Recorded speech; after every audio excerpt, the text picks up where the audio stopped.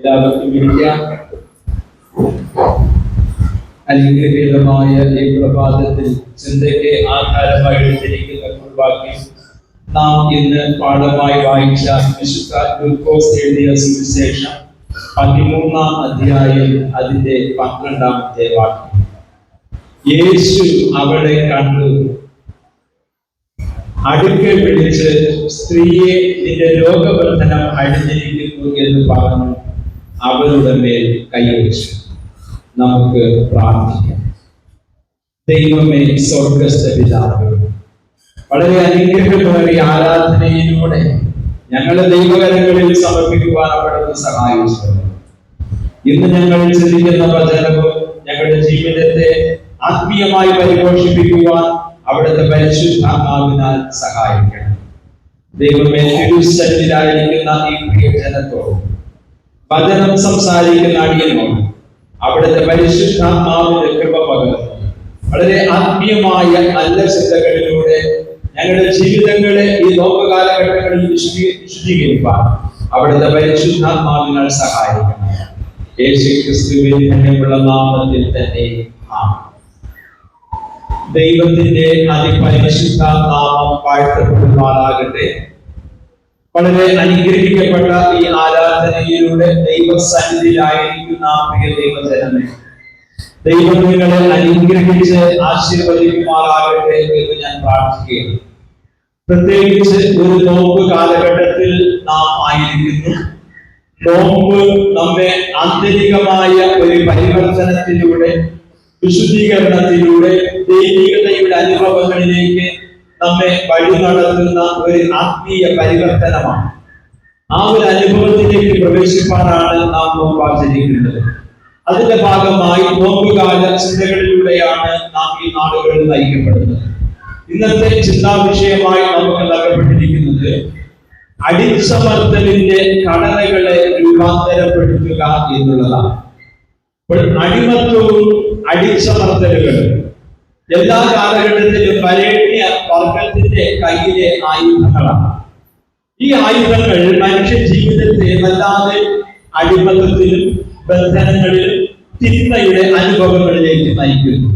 എന്നാൽ യേശുക്രിസ്തുവിന്റെ സുവിശേഷം ഏതെല്ലാം ഇടങ്ങളിൽ പ്രസംഗിക്കപ്പെട്ടുവോ, അത് പ്രാവർത്തികമായി തീരുന്നുവോ, അവിടെയെല്ലാം അടിമത്തത്തിന്റെ അടിച്ചമർത്തലിന് എതിരെയുള്ള ഒരു സ്വാതന്ത്ര്യത്തിന്റെ പ്രവർത്തനങ്ങളായിരുന്നു എന്ന് നമുക്ക് മനസ്സിലാക്കുവാനായിട്ട് കഴിയും. ഒരു കാലഘട്ടത്തിൽ ഞാൻ നിങ്ങളും അടിച്ചമർത്തപ്പെട്ട ഒരു സമുദായത്തിന്റെ അംഗങ്ങളായിരുന്നു. യേശുവിന്റെ സുവിശേഷം നൽകിയ സ്വാതന്ത്ര്യം അത് നമ്മുടെ ജീവിതത്തിന് വരുത്തിയതായ ഒരു പരിവർത്തനം, അത് നാം അനുഭവിക്കുമ്പോൾ മറ്റുള്ളവർക്ക് പകരപ്പെടുവാൻ നാം ഇനിയും അടിച്ചമർത്തലിന്റെ ഘടനകളായി നിലനിൽക്കാതെ സ്വാതന്ത്ര്യവും സമത്വവും നൽകുന്ന ഒരു ദൈവരാജ്യ അനുഭവങ്ങളിലേക്ക് എല്ലാവരെയും നയിക്കപ്പെടേണ്ടതായിട്ടുണ്ട്. വിജയം എന്ന വാക്കിന് തന്നെ അതിൻ്റെതായ ഒരു ശക്തി ഉണ്ട് എന്ന് നമുക്ക് എല്ലാവർക്കും അറിയാം. എന്നാൽ മരണം എന്ന വാക്ക് നേരെ മറിച്ച് വേദനാജനകമായ ഒരു അനുഭവമാണ് പ്രദാനം ചെയ്യുന്നത്. അപ്പോൾ മരണത്തിന്മേലുള്ള വിജയം എന്ന് പറയുമ്പോൾ സകല അടിച്ചമർത്തലുകളുടെയും തിന്മകളുടെയും മേലുള്ള ഉത്കൃഷ്ടമായ ഒരു വിജയം എന്നാണ് നമുക്കതിനെ മനസ്സിലാക്കുവാനായിട്ട് കഴിയുന്നത്. അപ്പോൾ അടിച്ചമർത്തലിന്റെ തിന്മയുടെ വിഷമുള്ള തകർക്കുക എന്നുള്ളതാണ് കർത്താവായ യേശുവിന്റെ സുവിശേഷത്തിന്റെ ദൗത്യം എന്ന് നമുക്ക് എല്ലാവർക്കും അറിയാവുന്ന ഒരു യാഥാർത്ഥ്യവുമാണ്. ഇവിടെ നന്മയും തിന്മയും ഇത് രണ്ട് സമ്മിശ്രമായ ഒരു കാലഘട്ടത്തിലാണ് അഥവാ ലോകത്തിലാണ് നാം ജീവിക്കുന്നത്. നന്മ മാത്രമുള്ള ഒരു ലോകം വിഭാവനം ചെയ്യുക ഈ കാലഘട്ടത്തിൽ അസാധ്യമാണ്. ഇവിടെ ഇരുളും വെളിച്ചവും യാഥാർത്ഥ്യമായ ഒരു ലോകത്തിൽ ഇരുട്ടിന്റെ നിഷ്ഫല പ്രവർത്തികളെ ഉപേക്ഷിച്ചുകൊണ്ട് ജീവിക്കുവാനാണ് വേദപുസ്തകം നമ്മെ പഠിപ്പിക്കുന്നത്. അപ്പോൾ ഇരുട്ടും വെളിച്ചവും ഇന്ന് ലോകത്തിന്റെ അനുഭവമാണ്. ഇരുട്ടിനെ മാത്രമോ അഥവാ വെളിച്ചത്തെ മാത്രമോ നമുക്ക് വിഭാവനം ചെയ്യുവാൻ കഴിയുകയില്ല. ഇവിടെ ഇരുളിന്റെ നിഷ്ഫല പ്രവർത്തികളെ ഉപേക്ഷിച്ച് നന്മയുടെ ഭാഗത്ത് നിലകൊള്ളുവാനാണ് ദൈവം നമ്മിൽ നിന്നും ആഗ്രഹിക്കുന്നത് എന്ന കാര്യം നാം മറന്നു പോകരുത്. ഇരുട്ടിന്റെ നിഷ്ഫല പ്രവർത്തികൾ കർത്തൃത്വം നടത്തുന്ന കാലഘട്ടങ്ങൾ നമ്മുടെ ചരിത്രത്തിൽ നമുക്ക് മനസ്സിലാക്കുവാനായിട്ട് കഴിയുന്നു. ഇങ്ങനെയുള്ള കാലഘട്ടങ്ങളിൽ നന്മയുടെ വെളിച്ചത്തിന്റെ വക്താക്കളായി ജീവിക്കുവാനാണ് ക്രൈസ്തവ സഭയെ ദൈവം നിയോഗിച്ചിരിക്കുന്നത് എന്ന കാര്യം നാം മറന്നു പോകരുത്. കർത്താവായ യേശുവിന്റെ ഈ ഭൂമിയിലുള്ള അവതാരവും യേശുവിന്റെ സുവിശേഷീകരണ കാലഘട്ടവും ഇങ്ങനെയുള്ള ഇരുട്ടിന്റെ നിഷ്ഫല പ്രവർത്തികൾ കർത്തൃത്വം നടത്തിയിരുന്ന ഒരു കാലഘട്ടമായിരുന്നു എന്ന് നമുക്ക് എല്ലാവർക്കും അറിയാവുന്ന ഒരു യാഥാർത്ഥ്യമാണ്. അതേ അനുഭവം തന്നെയാണ് ഈ കാലഘട്ടത്തിൽ ജീവിച്ചിരിക്കുന്ന ഞാനും നിങ്ങളും എന്ന് അഭിമുഖീകരിക്കുന്നത്. ഇങ്ങനെയുള്ളതായ അടിമത്വത്തിന്റെ അടിച്ചമർത്തലിന്റെ ഘടനകളെ രൂപാന്തരപ്പെടുത്തുക എന്നുള്ളത് ക്രൈസ്തവ സഭയുടെ ദൗത്യമായി നാം കാണേണ്ടതായിട്ടുണ്ട്. ഇന്ന് പലപ്പോഴും തിന്മയും മതവും തമ്മിലുള്ള അവിശുദ്ധ ബന്ധം ഇത് എല്ലാ കാലങ്ങളിലും വരേണ്യ വർഗത്തിന് ആവശ്യമായ ഒരു അനുഭവമാണ്. ഇങ്ങനെ മതവും ഇങ്ങനെ തിന്മയും തമ്മിലുള്ള ഈ അവിശുദ്ധ ബന്ധമാണ് യേശുക്രിസ്തുവിനെ ക്രൂശിലേക്ക് നയിക്കുവാനുള്ള ഗൂഢാലോചന എന്ന് നമുക്ക് മനസ്സിലാക്കുവാനായിട്ട് കഴിയും. എന്നാൽ മതത്തെ കുറിച്ച് കർത്താവായ യേശുക്രിസ്തു ആഗ്രഹിക്കുന്നത് എന്താണ്? മതത്തെ കുറിച്ച് യേശു ആഗ്രഹിക്കുന്നത് മനുഷ്യന്റെ സമഗ്രമായ വിമോചനമാണ്. എന്നാൽ മതത്തിന്റെ മേലധികാരികൾ മതത്തെ കുറിച്ച് വീക്ഷിക്കുന്നത് അത് അച്ചടക്കമുള്ള ഒരു വ്യവസ്ഥാപിത സംഘടനയായിരിക്കണമെന്നുള്ളതാണ്. ഇപ്പോൾ കർത്താവായ യേശു തമ്പുരാൻ മതത്തെ കുറിച്ച് ആഗ്രഹിക്കുന്നത് മനുഷ്യന്റെ സമഗ്രമായ ഒരു വിമോചനം. എന്നാൽ മതത്തിന്റെ മേലധ്യക്ഷന്മാർ പറയുന്നത് മതം അച്ചടക്കമുള്ള ഒരു വ്യവസ്ഥാപിത സംവിധാനം ആയിരിക്കണമെന്നുള്ളതാണ്. അപ്പോൾ ഈ കാലഘട്ടത്തിൽ മതത്തിന്റെ ഈ അച്ചടക്കമുള്ള വ്യവസ്ഥാപിത സംവിധാനം എന്നുള്ളതിനേക്കാൾ ഉപരി മനുഷ്യ ജീവിതത്തിന് സമഗ്രമായ വിമോചനം നൽകുന്ന അല്ലെങ്കിൽ അടിച്ചമർത്തലിന്റെ ഘടനകളെ തകർത്തുകൊണ്ട് മനുഷ്യ ജീവിതത്തിന് സ്വാതന്ത്ര്യം നൽകുന്ന എല്ലാ വിഭാഗം ജനങ്ങളും സമത്വത്തോടുകൂടെ ജീവിക്കുന്ന ഒരു സാർവലൗകിക അനുഭവങ്ങളിലേക്ക് സഭ ഇന്ന് വളരേണ്ടതായിട്ടുണ്ട് എന്നുള്ളതാണ്. ഈ ഒരു അനുഭവം ഇന്ന് നമുക്ക് കാണുവാനായിട്ട് കഴിയുന്നുണ്ട്.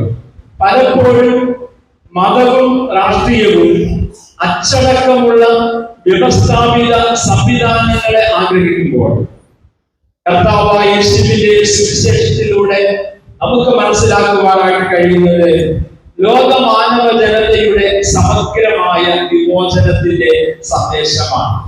അടിമത്തവും അടിച്ചമർത്തലുകളും എവിടെയെല്ലാം ഉണ്ടോ അവിടെ യേശുവിന്റെ സുവിശേഷത്തിന് വളരെയധികം ശുശ്രൂഷകൾ നിർവഹിക്കുവാനുണ്ട്. ഇന്ന് നാം പാഠമായി വായിച്ചതായ സുവിശേഷ വേദഭാഗത്തിൽ തിന്മയുടെ ശക്തികൾ അടിച്ചമർത്തപ്പെട്ടിരുന്ന ഒരു വ്യക്തിത്വത്തെ അന്നത്തെ സഭയും സമൂഹവും കണ്ടില്ല എന്ന് നടിച്ചിരുന്ന ആ സാഹചര്യത്തിൽ യേശു ആ വ്യക്തിത്വത്തെ കാണുകയും അടിച്ചമർത്തലിന്റെ എല്ലാ ബന്ധനങ്ങളിൽ നിന്നും പരിപൂർണമായ ഒരു വിടുതലിന്റെ അനുഭവത്തിലേക്ക് അവളെ നയിക്കുന്നതായിട്ട് നമുക്ക് കാണുവാനായിട്ട് കഴിയും. ഇവിടെ ഒന്നാമത്തെ ചിന്ത അടിച്ചമർത്തപ്പെട്ട വ്യക്തിത്വങ്ങളെ കാണുക എന്നുള്ളത് കർത്താവായ യേശുവിന്റെ ദൗത്യമാണ്.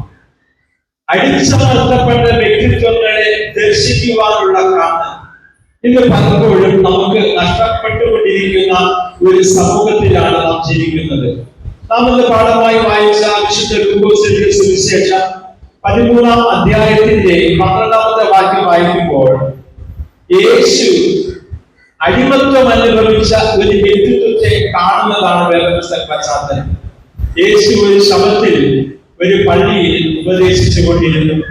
അവിടെ 18 വർഷമായി രോഗാത്മാവ് ബാധിച്ചിട്ട് ഒട്ടും നിവരുവാൻ കഴിയാത്ത ഒരു സ്ത്രീ അവിടെ ഉണ്ടായിരുന്നു. ഈ സ്ത്രീ ദൈവാലയത്തിലെ സ്ഥിരം ആരാധിക്കുന്ന ജനസമൂഹത്തിന്റെ ഒരു പ്രതിനിധിയായിരുന്നു. ഇതുവരെയും ഈ സ്ത്രീത്വത്തെ ആരും കാണുവാനായിട്ട് ശ്രമിച്ചില്ല. നമുക്കതിനെ ഇപ്രകാരം ഭാഷാന്തരം ചെയ്യുവാനായിട്ട് കഴിയും. നമ്മെ പോലെ എല്ലാം കാണുന്നുണ്ടെങ്കിലും അത് കണ്ടില്ല എന്ന് നടിച്ച് ഈ വ്യക്തിയെ അവഗണിച്ചിരുന്ന ഒരു ആരാധനാ സമൂഹം. ആ സമൂഹത്തിലാണ് കർത്താവായ യേശു ഒരു ആരാധനയ്ക്കായി കടന്നു വരുന്നത്. യേശു നോക്കിയപ്പോൾ 18 വർഷമായി ഒരു രോഗാത്മാവ് ബാധിച്ചിട്ട് ഒട്ടും നിവരുവാൻ കഴിയാതെ കൂനിപ്പോയതായ ഒരു വ്യക്തിത്വം. ഇവിടെ യേശു അവളെ കാണുന്നുണ്ട്. യേശു അവളെ കണ്ടപ്പോൾ യേശു അവളെ പരിഗണിക്കുവാൻ, അവരുടെ അടിമത്വത്തിൽ നിന്നും അവർക്ക് വിമോചനം നൽകുവാനായിട്ട് യേശു ആഗ്രഹിക്കുകയാണ്. ഇവിടെ മനുഷ്യ ജീവിതത്തിന്റെ അടിച്ചമർത്തപ്പെട്ട ജീവിത സാഹചര്യങ്ങളുടെ ഒരു പ്രതിനിധിയായി ഈ മാതാവിനെ നമുക്ക് കണ്ടെത്തുവാനായിട്ട് കഴിയും.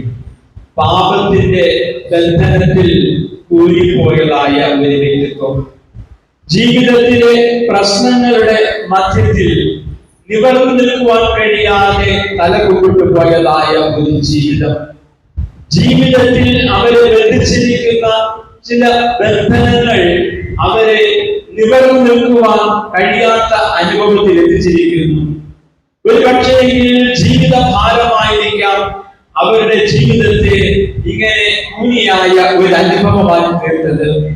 ചിലപ്പോഴൊക്കെ സമൂഹത്തിന്റെ ബന്ധനങ്ങളും സമൂഹത്തിന്റെ അടിച്ചമർത്തപ്പെട്ട ചില ഘടനകളും ഇന്ന് മനുഷ്യനെ നിവർന്നു നിൽക്കുന്നതിന് തടസ്സം നിൽക്കുന്നതായ അനുഭവങ്ങളാണ്.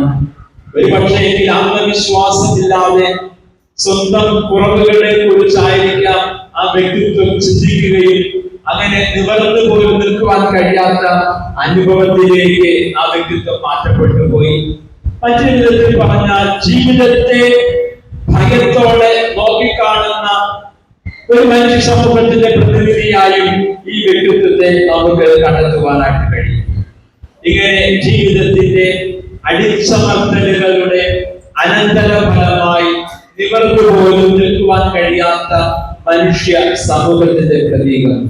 ആരും അവളെ കണ്ടു എന്ന് നടിച്ചില്ല.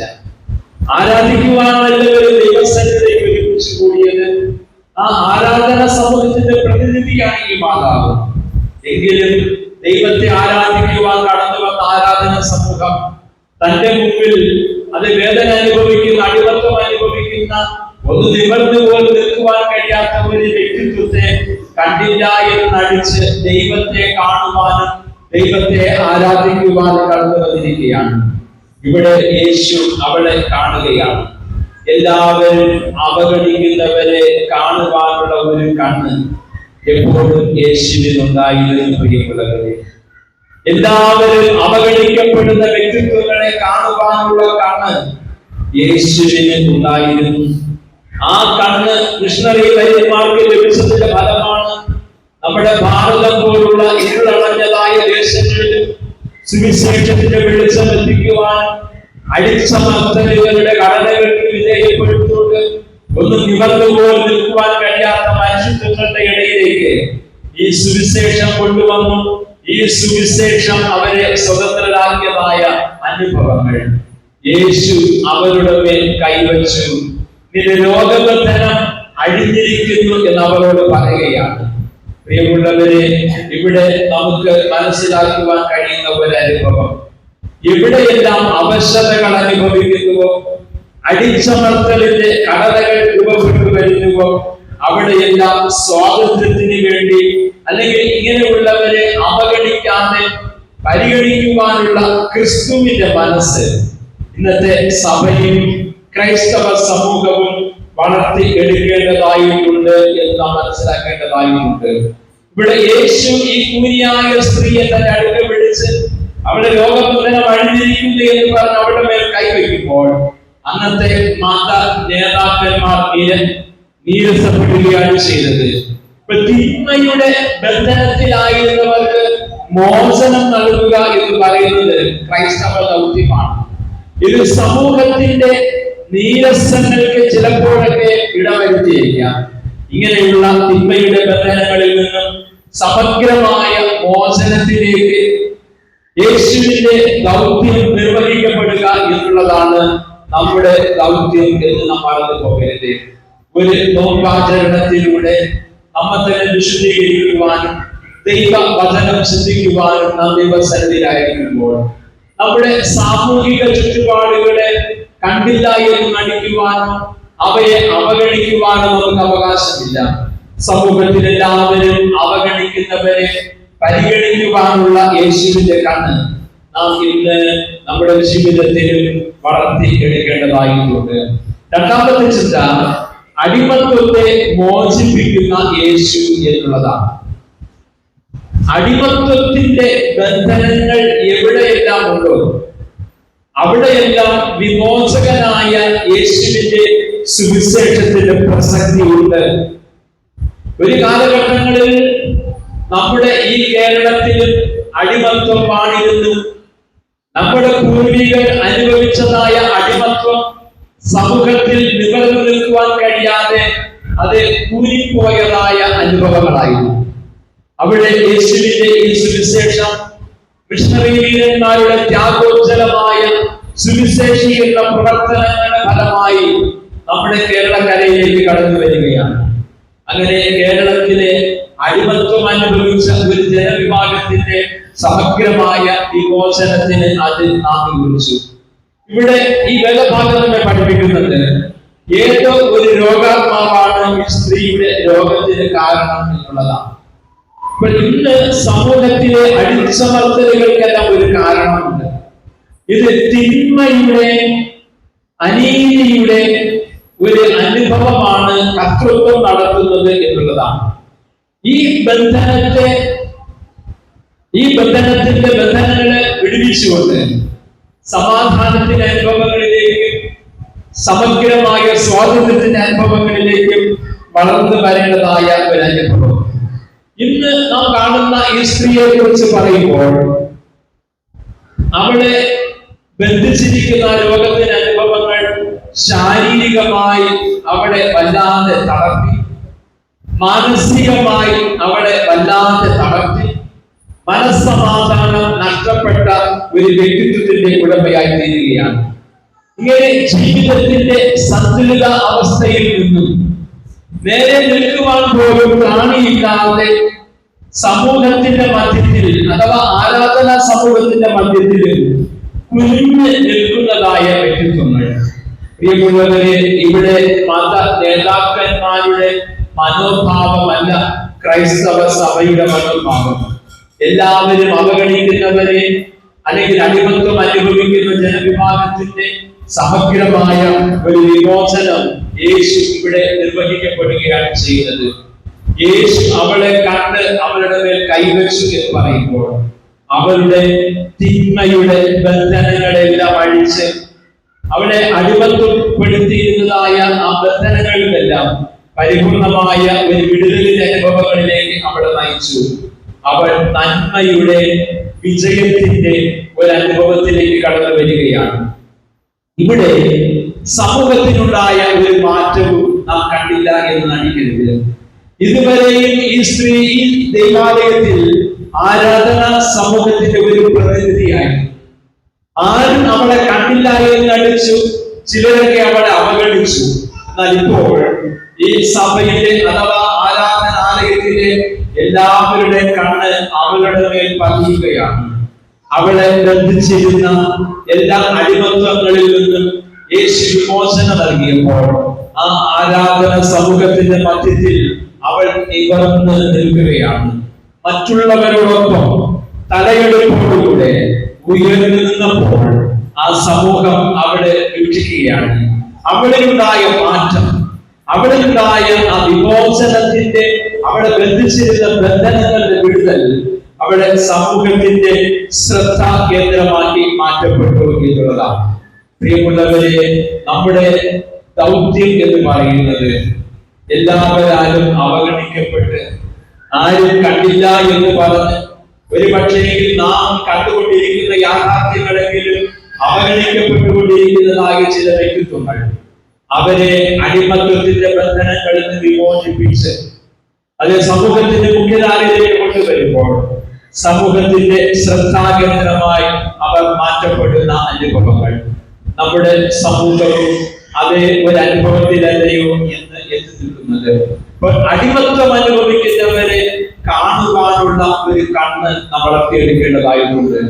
മൂന്നാമത്തെ ചിന്ത എന്ന് പറയുന്നത് അതെ, തികച്ചും അടിമത്വത്തിൽ നിന്നും യേശുവിന്റെ വിജയം അഥവാ സഭയുടെ ദൗത്യമാക്കി നാം അതിനെ രൂപാന്തരപ്പെടുത്തിയെടുക്കേണ്ടതായിട്ടുണ്ട്.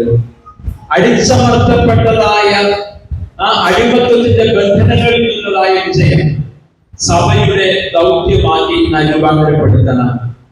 രോഗിയായ ഈ സ്ത്രീക്ക് യേശു സൗഖ്യം നൽകിയത് ശബത്തിനായിരുന്നു. അതായിരുന്നു മത മേലധ്യക്ഷന്മാരുടെ പരാതി. ഇവിടെ പറയുന്നത് വേല ചെയ്യുവാൻ 6 ദിവസം ഉണ്ടല്ലോ, ശബത്തിൽ അരുത് എന്നുള്ളതാണ്. യേശു അവരുടെ മനോഭാവങ്ങളെ മനസ്സിലാക്കി അന്നത്തെ അധികാരവർഗത്തെ യേശു കപടഭക്തി എന്നുള്ളതായ ഒരു വാക്കിൽ അവരെ വിശേഷിപ്പിക്കുകയാണ്. ഇന്ന് സഭയിലും സമൂഹത്തിലും രാഷ്ട്രീയ രംഗങ്ങളിലും കണ്ടുവരുന്ന ഒരു അനുഭവമാണ് ഈ കപടഭക്തി എന്ന് പറയുന്നത്. മറ്റുള്ളവരുടെ മുമ്പിൽ ഭക്തി അഭിനയിക്കുന്നു, ഉള്ളിൽ ഈ ഭക്തിയുടെ ഏതൊരു ഭാവവും ഇല്ലാത്തതായ നേതൃത്വം. ഇത് സഭയിലും സമൂഹത്തിലും രാഷ്ട്രീയത്തിന്റെ തലങ്ങളിലും നമുക്ക് കാണാവുന്ന ഒരു യാഥാർത്ഥ്യമാണ്. പ്രിയപ്പെട്ടവർ, ഇങ്ങനെയുള്ള കപട ഭക്തിക്കാർ ഇന്ന് സമൂഹത്തെ വീണ്ടും അടിമത്വത്തിന്റെ അനുഭവങ്ങളിലേക്ക് നയിക്കുന്നു എന്നുള്ള കാര്യം പറഞ്ഞു പോകരുത്. ഇവിടെ യേശു ഇപ്രകാരമുള്ള കപട ഭക്തിക്കാരെ ചോദ്യം ചെയ്യുകയാണ്. നിങ്ങളുടെ കപട ഭക്തികൾ അത് അടിമത്വം അനുഭവിക്കുന്ന ജനവിഭാഗത്തിന് സമഗ്രമായ വിമോചനം നൽകുന്നതല്ല. ഇത് പലപ്പോഴും നമ്മുടെ സമഗ്രമായ വിമോചനത്തിന് വേണ്ടി ധീരെ പ്രസംഗിക്കുന്ന നമ്മുടെ നേതാക്കന്മാർ അവരുടെ പ്രവൃത്തികളിൽ നമ്മെ അടിമത്വത്തിന്റെ ചങ്ങലകളിലേക്ക് വീണ്ടും ബന്ധിപ്പിക്കുന്ന അനുഭവങ്ങളല്ലയോ? അതുകൊണ്ട് എന്നെ കേൾക്കുന്ന പ്രിയമുള്ളവരെ, ഇങ്ങനെയുള്ള കപട ഭക്തികളെ നാം തിരിച്ചറിയുകയും കർത്താവായ യേശുവിന്റെ ദൗത്യം സഭയുടെ ദൗത്യമായി നാം ഏറ്റെടുക്കുകയും ചെയ്യുക. അങ്ങനെയുള്ള സഭയുടെ ദൗത്യത്തിലേക്ക് നാം കടന്നു വരുമ്പോഴാണ് നമുക്ക് സമഗ്രമായ വിമോചനത്തിന്റെ അനുഭവത്തിലേക്ക് തല ഉയർത്തി നിൽക്കുവാനായിട്ട് കഴിയുന്നത്. ഇന്ന് സമൂഹം എന്ന് പറയുന്നത് നന്മയും തിന്മയും സമ്മിശ്രമായ ഒരു കാലഘട്ടമാണ്. ഇവിടെ നന്മ മാത്രം വിഭാവനം ചെയ്യുക എന്ന് പറയുന്നത് അസാധ്യമാണ്. അത് ദൈവരാജ്യ അനുഭവമാണ്. എന്നാൽ നന്മയുടെ പക്ഷത്ത് നമുക്ക് പക്ഷം ചേരുവാൻ അടിമത്വം അനുഭവിക്കുന്ന ജനവിഭാഗത്തിന്റെ സമഗ്രമായ വിമോചനത്തിന് വേണ്ടി അവർക്ക് വേണ്ടി പ്രവർത്തിക്കുവാനും അവരെ അവഗണിക്കാതെ കാണുവാനുള്ള ഒരു കണ്ണ്, അവരുടെ വിമോചനത്തിന് വേണ്ടി യത്നിക്കുവാനുള്ള ഒരു മനസ്സ്, അത് ദൈവരാജ്യ പ്രഘോഷണത്തിന്റെ ഭാഗമാണ്. അത് സഭയുടെ ദൗത്യമായി നാം കാണണം. അങ്ങനെ നന്മയും തിന്മയും സമ്മിശ്രമായി ലോകത്ത് നന്മയുടെ വക്താക്കളായി തീരുക എന്നുള്ളതാണ് സഭയുടെ പക്ഷം. എന്നാൽ പ്രിയമുള്ളവരെ, ഇന്ന് നമ്മുടെ സഭ എത്തി നിൽക്കുന്നത് ഈ നന്മയുടെ പക്ഷത്താണോ എന്ന ഒരു ചോദ്യം ഞാൻ നിങ്ങളുടെ മുന്നിൽ വെക്കുകയാണ്. നന്മയുടെ പക്ഷത്ത് നിന്നുകൊണ്ട് നന്മയും തിന്മയും കൊണ്ട് സമ്മിശ്രമായ ലോകത്ത് നന്മയുടെ വക്താക്കളായി ജീവിച്ച് അടിച്ചമർത്തലിന്റെ ബന്ധനങ്ങളെ തകർത്തുകൊണ്ട് അത് സമൂഹത്തിൽ അവഗണിക്കുന്നവരെ സമൂഹത്തിന്റെ മുഖ്യധാരയിലേക്ക് കൊണ്ടുവരിക എന്നുള്ള ദൗത്യം നോമ്പ് കാലഘട്ടത്തിലുള്ള നമ്മുടെ ദൗത്യമാണ് എന്ന് നമ്മൾ കൊള്ളുകയും അത് സമഗ്രമായ വിമോചനത്തിന്റെ അടിച്ചമർത്തലിന്റെ ഘടനകളെ രൂപാന്തരപ്പെടുത്തുന്ന പക്ഷത്തിൽ നിന്നുകൊണ്ട് ദൈവത്തെ ആരാധിക്കുവാൻ ദൈവത്തിന്റെ പരിശുദ്ധാത്മാവിനാൽ നമ്മെ ഓരോരുത്തരെയും വഴി നടത്തുമാറാകട്ടെ. ആമേൻ.